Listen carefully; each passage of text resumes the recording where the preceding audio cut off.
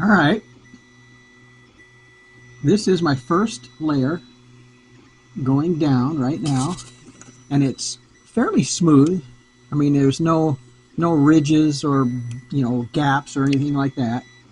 Um, this is being printed with a standard basic everyday Ender 3.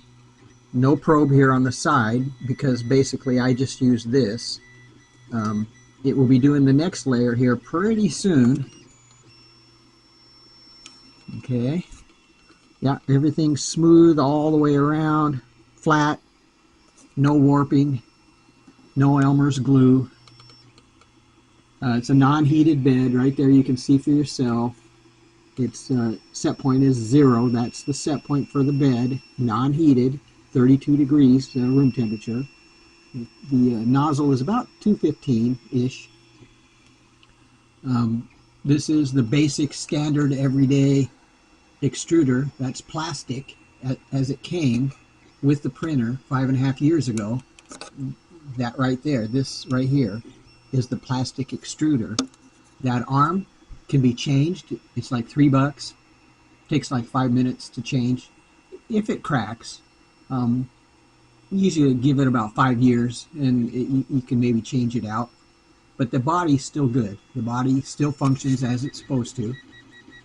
White Bowden tube, you can see there for yourself. Again, no blue tube. I don't use the blue tube because it has a smaller inside diameter, causes friction, has to be dealt with, and basically it's one of those issues you have to deal with all the time. So just use the White Bowden tube. It delivers filament over here because it's a moving head, so something has to give. So if that's stable, this is relatively stable other than going back and forth. You need a White Bowden tube because the inside diameter is much more conducive to 1.75 diameter filament and doesn't cause friction. So we're going to be doing the second layer here shortly, and there it is.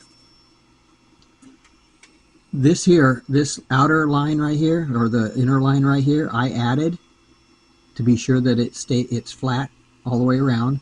The outer line is the skirt.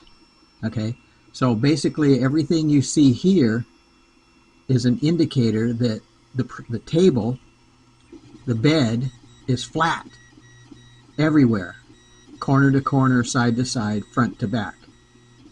Okay, it's a mirror.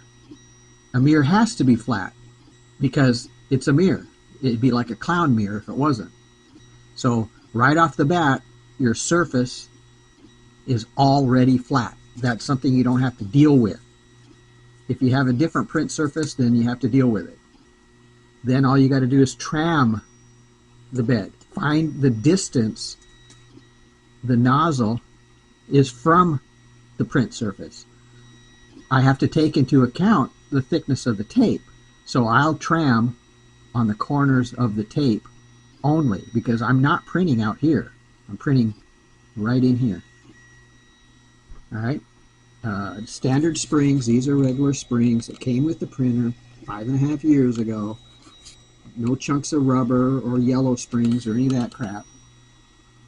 So basically this is starting the print. Second layer is running right now. I will probably do another video showing the finished product. But yeah, that's the first surface. It needs to replicate the tape, the texture of your print surface, and it happens to be tape. So this is so well laid down that it's replicating the texture of the print surface right here. That's how easy it is. All right, so as you can see, there's nothing needed any more than what you see right here. Nothing more needed. Not direct drive or any of that. It's just not required. It doesn't need that extra stuff to deal with in case there's an issue. This is it. This is all that is required to get filament from over here through the extruder, down the Bowden tube, and into the hot end. That's as simple as it gets. All right, so happy printing. Good luck.